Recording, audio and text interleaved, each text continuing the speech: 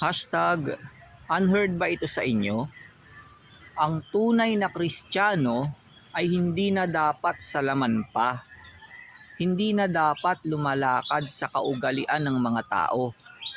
Hindi na dapat tao.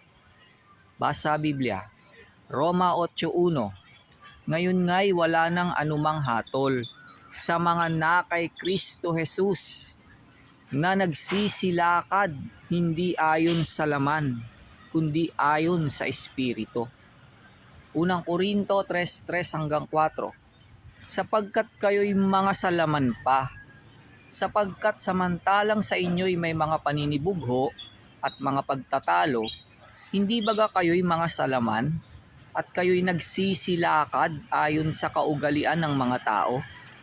Sapagkat kung sinasabi ng isa, ako'y kay Pablo, at ng iba, ako'y kay Apolos, hindi baga kayo'y mga tao?